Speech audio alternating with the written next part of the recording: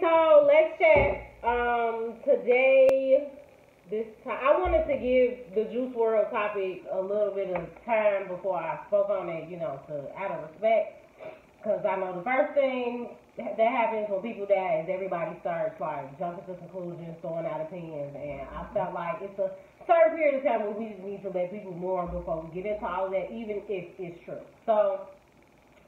I was going to chat about it by myself, but I felt like I saw Terry talking about some stuff online, so it'd be good for us to kind of both have this conversation. For those of you all that don't know, I'm actually a certified alcohol and drug counselor, so I have been looking for an opportunity and a space to discuss substance abuse and addiction, and, of course, that's always in conjunction with mental health, but to be able to really do it when it matters. And I think right now that conversation matters. So for those of you all that do not know, Juice World is a 21-year-old rapper from Chicago. He is from the city. And what day was that? Was that 2 days ago? Yeah, Saturday. He was in Midway and he had a seizure. They rushed him to the hospital and he ended up dying. And so what's come out since then is that he was a Percocet pill user, lean drinker, and that there were pills found in his system after he died. Now, I don't know. At first I didn't know how true it was. I know in his music he talks a lot about doing drugs. I don't even listen to a lot of his stuff, but even just in playing the latest song he put out, what is it, Bandit, on the radio, he's talking about being off Molly. He's talking about taking Percocets. He's talking about drinking lean, and we've seen this be a part of the hip hop culture for a while, but I don't think it's being addressed the way it really should be until somebody starts to die, or when people get sick behind it. When Mac Miller passed, there was all this conversation about this, and then it's people aren't really taking it seriously or taking heed to it. And I saw, so Terry made a status earlier that spoke about how Lil Wayne was one of the first major rappers to make kind of doing drugs cool. And I remember that era of time that took place where he started having seizures and getting sick because of the drugs he was taking. I'm curious to hear you expound on how you feel about how he kind of influenced that. Yeah. Yeah. I mean, I do think that he was the biggest influencer of it. I'm not saying he started it. I think it was a lot of comments on that. I think you know how people, they don't respond to what you said, they respond to what they took from what you said. Right. And make their own point or whatever. But Lil Wayne didn't start drug use. I mean, we talking about hard drugs, though. Right. You know what I'm saying? Lil Wayne didn't start it. You got 3 6 Mafia. You got shit.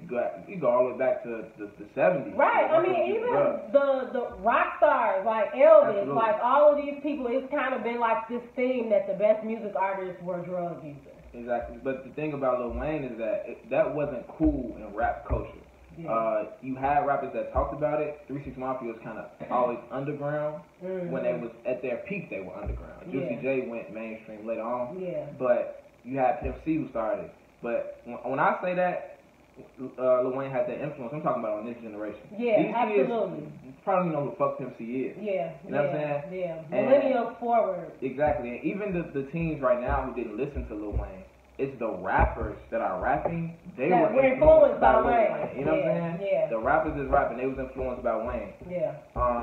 And it became part, it was his brand. Right. So it was one thing if the you wanted to do drugs. Don't ask me what's in my cup. Exactly. We all remember that interview. Yeah. Me and my drink was him singing a lane to a couple of lanes for 5 minutes. So when you think about, I feel like dying. Yeah. We made a song, I feel like dying. That was what the fuck? Even when I heard that song, it was different. Yeah. You know what I'm saying? So he branded the shit. Other people talked about. Kendrick Lamar has made references to him doing drugs, poppy pills, shit like that. It's not his brand. It's not what he represents. It's not what he's putting out there. Yeah. He mentions it. Yeah. Lil Wayne branded that shit, and you got to be responsible with your platform. Yeah. Lil Wayne was the hottest nigga on the fucking planet for a long time, and he chose to brand himself in that way. You know what I'm saying? And we dealing with the results of it. He made hard drugs acceptable in rap culture. Rap culture always dictates young black culture. Yeah. Always. From the way we dress, to the type of guns we buy, to the type of shoes we wear. Everything, everything. So niggas was on the internet telling me like, oh, I was never a follower as a kid. I never followed rap culture. You got on skinny jeans right now, nigga. You got on skinny jeans. A part of it was influence. Like, yeah, everything. Nigga, you got waves in your fucking house. Like, you saw somebody made that, like, right. Hip hop made most of that stuff cool. We are hip hop, and it's just one. You know what I'm saying? It's all one. And I think now pills are normalized for kids. It's not. They don't look at it how we look at it. Yeah. We look at that like y'all wild. It's probably popping. But even like I feel like Future came behind Wayne and further branded himself associated with drug use. Absolutely. Like Percocet calling, like nobody was talking about that really before Future popped back up and kind of made it a thing again. Future took it and ran with it. You know what I'm saying? Future took it and ran with it. But once again, Future would have, if Wayne wasn't talking about that shit, Future would have popped out the gate and one was like, what the fuck is he talking about? Yeah. But Wayne introduced you to it already. You know what I'm saying? He made it okay for Future to come do that and ride that way. Then Gucci came and rode that way. Right. You know what I'm saying? And now it's just a whole era. And when I say that, people who watch this video might not listen to Trippie Redd and A Boogie and fucking Lil Xan and all these young niggas that they listen to, I don't know nothing about. All these young niggas that the kids listen to, that's what they talk about. They talking about popping pills. That's what they talk about. Yeah, you know what I'm saying? It's a whole different brand of rap. It's druggy rap. It's a thing. Yeah. You know what I'm saying? It's different. I'm glad you mentioned that druggy rap. I feel like we've always kind of heard about it, but the whole, like, making that a thing, like, literally until, again, I enjoyed some of Juice WRLD's music, but after he passed and it really sat, like, the lyrics kind of started to sit with me, and then, so ironically enough, I got a new client at work, and we sitting there talking, and she asked me what type of music I like. So, I tell her I like, hip-hop, rap, white girl from New York. She like, I love Juice WRLD. This was like last Monday. Like, I love Juice WRLD. Like, I love this shit. That's my, that's my husband. All this other stuff. I'm like, oh, that's crazy. Like, he cool. And then to turn around and then for him to die a couple of days later, she came in and was like, have you been on Instagram today? And I was like, yeah, I've seen it. And she was like, I'm fucked up behind this. And I was like, I understand. Like, when you really feel something about an artist. But one of the things she said was that, like, we talked about. She has videos in her phone of like smoking to his music. So we talked about like you gotta delete those, because she did work on drug addiction, one of the things. So I just felt like because she was so into like the music, it hyped up what she already likes to do. On top of when she was talking to me about the fact that he died, she pulled up somebody's Snapchat and was showing like very specific lyrics about like him talking about his youth and like dying and shit like that. So I feel like lately we've been seeing a lot of these rappers and stuff that they speak about like it has been manifesting, and it's kind of scary when you think about it. I don't know about that part because the thing, they all kind of say the same shit. Like, how many rappers have said like niggas want from him living to see 21? And then when they die at 21, it's just like, oh my God, he predicted this. Like, every rapper has said that shit. Like, okay, I can see that. They all say they gonna die young. They teachers told them they weren't gonna be shit. They was poor as fuck. Their mama found out they got here talking like that. They gonna be mad as fuck. Like, nigga, you had shit. Shut the fuck up. But nah, one thing that I say, as far as Juice WRLD, R.I.P. to Juice WRLD. I haven't even said that yet. So R.I.P. to Juice WRLD.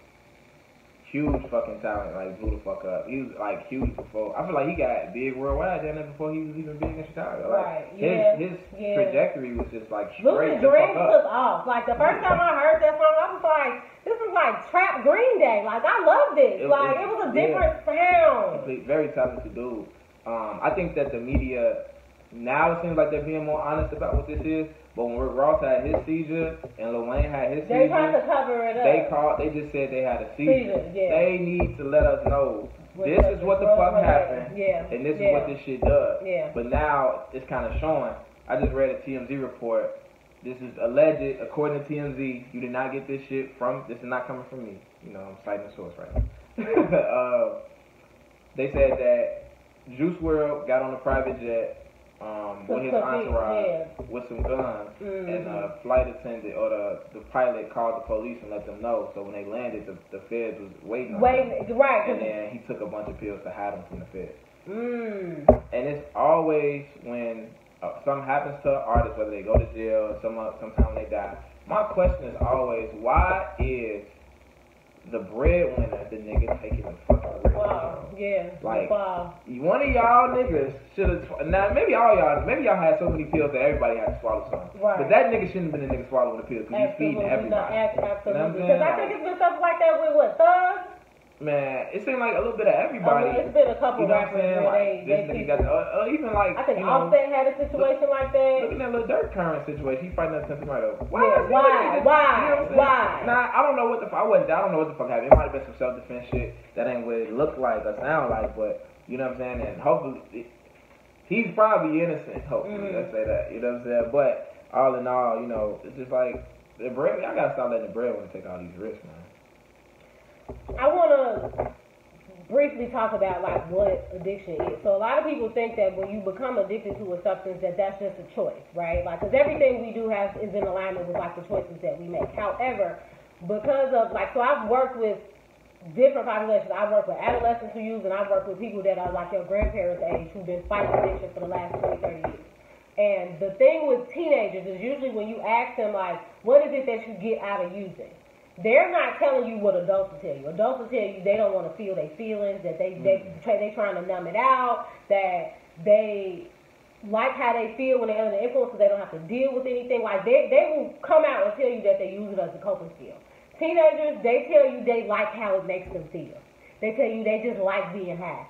They like the social part of it. They like drinking to get drunk. Like that's the enjoyment piece. So what happens is while we live in these kind of carefree lives, as teenagers, or some of us are, I'm not going to account for everybody because some people have it rough, but then when life problems start to kick in, that's how drug usage becomes a coping skill. And then when you turn it into a coping skill, then it becomes an addiction. Like, I tell people all the time, it is not normal for you to be, like I've seen people that drink a pint a day, a fifth a day. Like that isn't, that's not normal. Like, I don't care how we like, I think alcohol is one of the most normalized drugs, and it is a drug, and it's legalized. So the fact that it's so easy to fall into, it's scary because it's legal. So now let's talk about adding prescription medications in there, like Percocets. Like we knew, didn't Prince that have to do with Perc? Like. All of these pills that are meant for other things, even Adderall, like opiates, painkillers, like all of these drugs that are meant to do other things that people have started to realize, like, oh, well, if I take this much, you know, I'll get a nice little high from it, but not realizing, like, when you're using something that's not meant to, like, you misusing it, it's going to fuck up your body. It's going to start doing things internally, and then it's going to, like, we call drugs mind-altering substances because it's completely changing what's normal for you. So the moment you don't use, now all of your lows feel super low, and what should feel normal feels low, and what should feel like a high feels normal. Like, it all becomes less, it impacts you less because of what you're using behind it. So life is never going to really seem as exciting as it was because you've been using something to alter how you've been looking at everything and your ability to like feel your emotions. But he talks about that a lot in his music, like struggling. I feel like there were certain references to like mental health stuff. I think that's what initially drew me to Lucid Dream. So people knew or have an idea that like Juice WRLD was struggling with something deeper. I think what's very unfortunate is that the people that are closest to these young men that hear these cries for help in their music or these struggles in their music, they're not talking to them about getting help.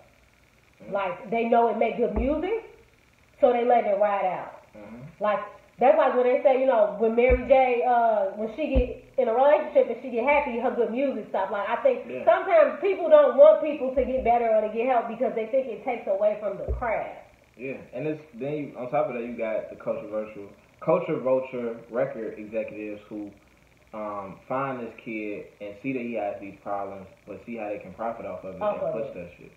You know what I'm saying? Yeah. And they don't want them off drugs. They want them making money. Yeah. You know what I'm saying? So once you put the money play is the motivation to continue to do this shit, and you talking about millions of dollars? Like, yeah. Come on now. Or knowing like that the content is gonna generate a conversation. Like, imagine the boardroom or the CEO conversation that took place when he put out? All My Friends I Did. Like, when I first heard that on the radio, I was like, what the fuck? But they knew it was going to generate conversation. You know what I mean? They knew people was going to talk about it. And then, because of the way, like, radio and media works, it's like you hear it so much, you start to vibe with it. Like, is this, like, you start to mess with. I did not like that song, and then by the time I looked up, I was singing along to it. Like, that's the crazy impact and influence of, like, what media has.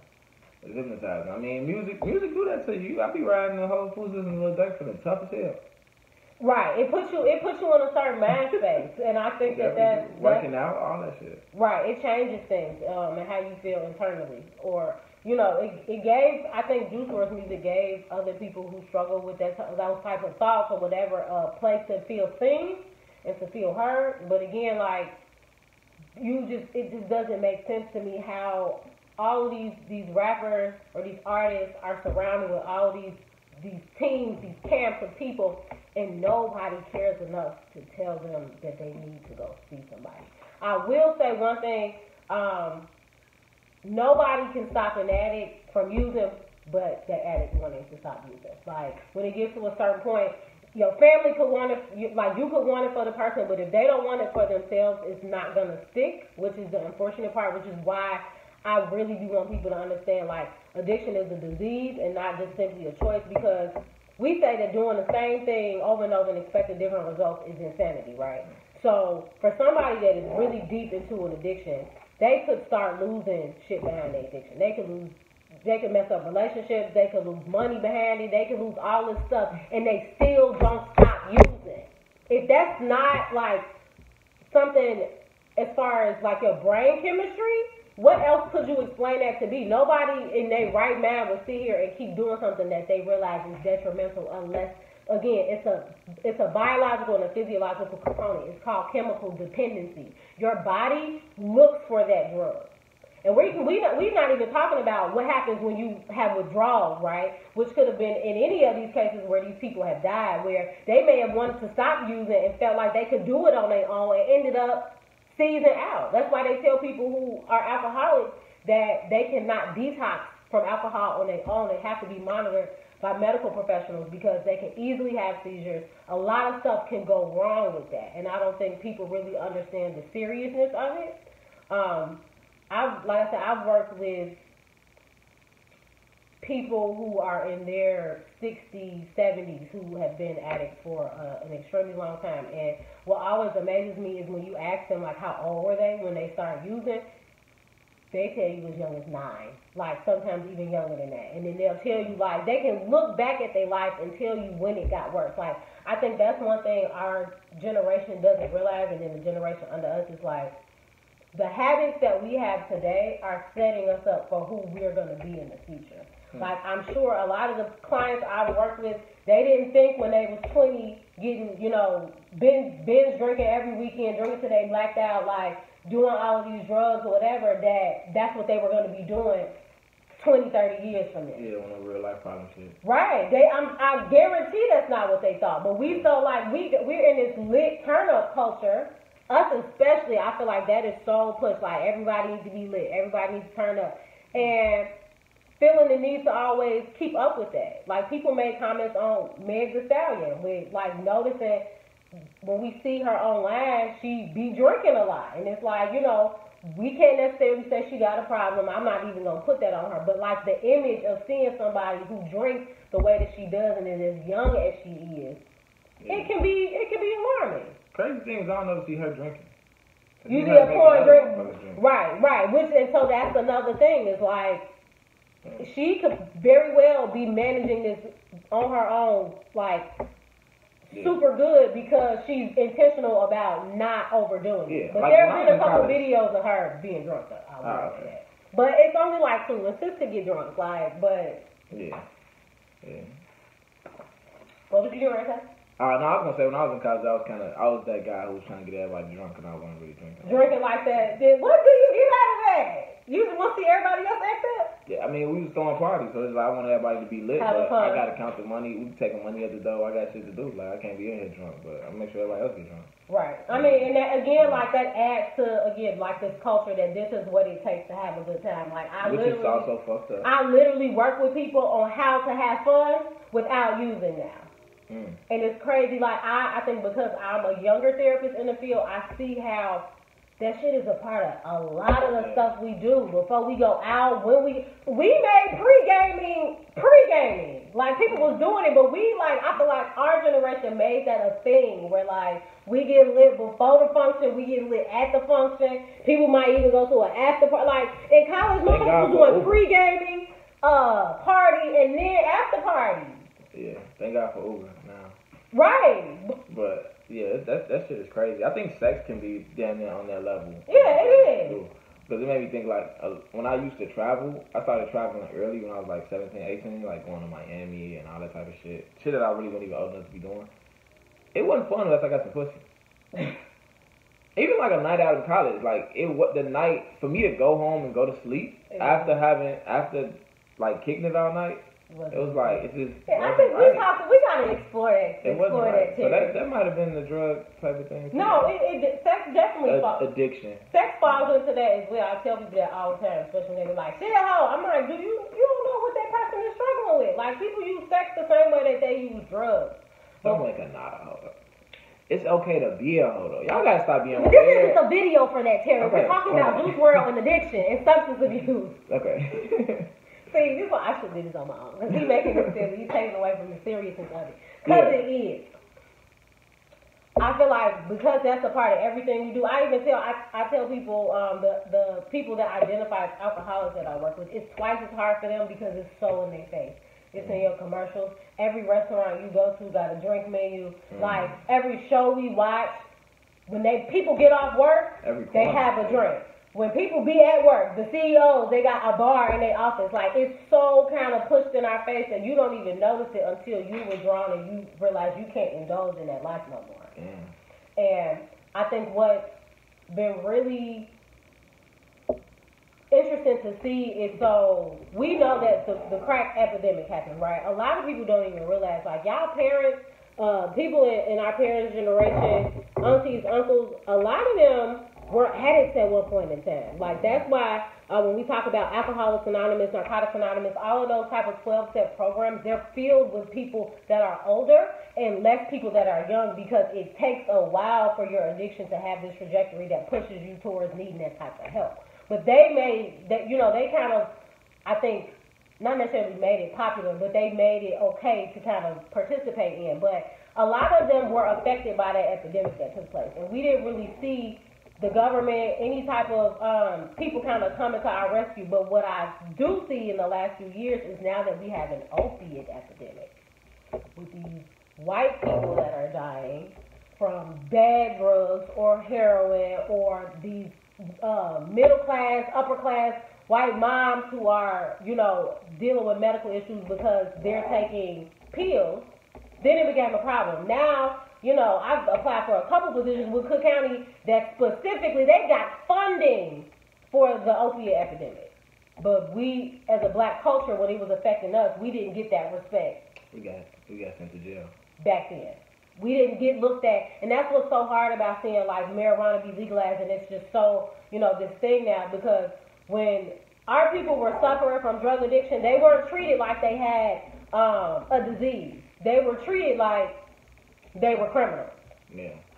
And I love the karma of it, or the 360 of these rich, white, racist people who try to destroy the black communities, flooding our community with drugs, doing mandatory minimums, locking us up, leaving us with nothing, putting welfare in our face, getting us hooked on that. That's another drug.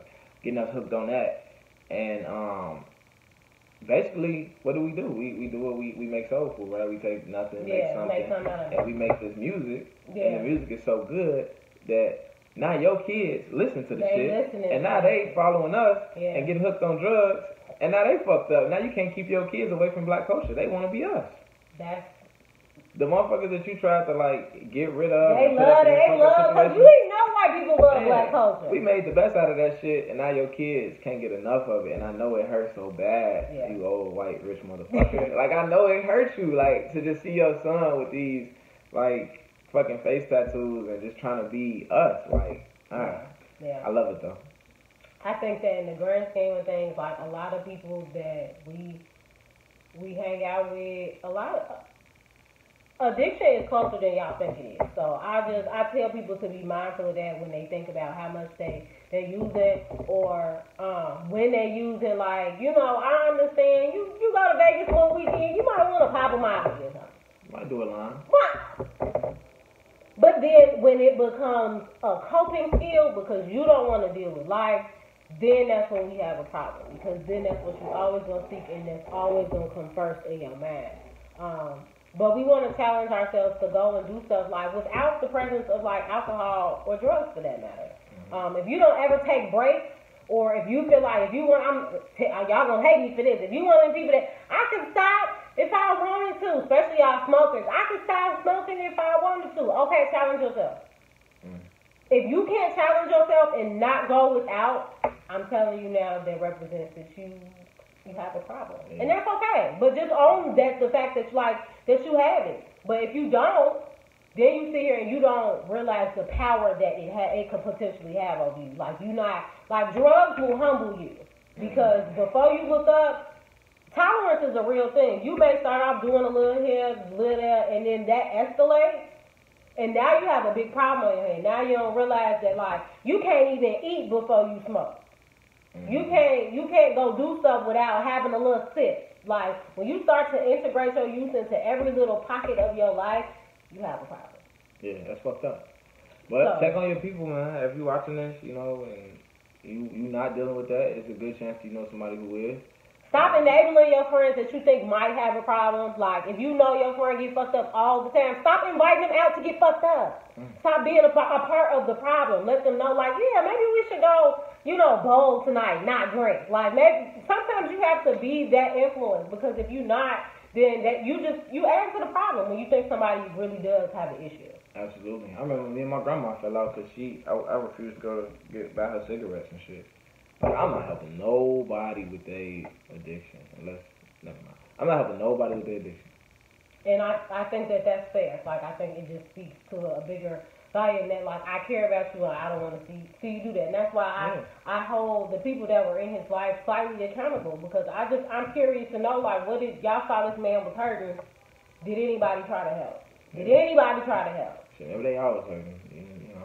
And that's a big thing. Like, a lot of these young men, especially depending on, like, where you grew up, I think Juice WRLD grew up in. He went to A-Dub, right? I think I heard that.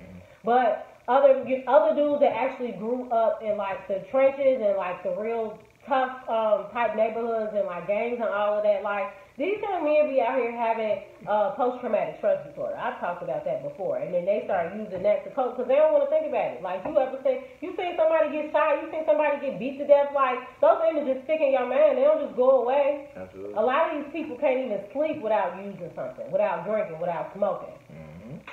That's true. The type of dreams they have and the type of images they see that they want to detach themselves from. Like, it's a really big problem. So I want, especially with millennials, I want us to start having these conversations and not just acting like, oh, well, they just took too much. Well, everybody seems to be taking too much. Like, it was different when it was a little weed here and there, but now, like, the seriousness of what people are using and the effects that it really has on your body long term.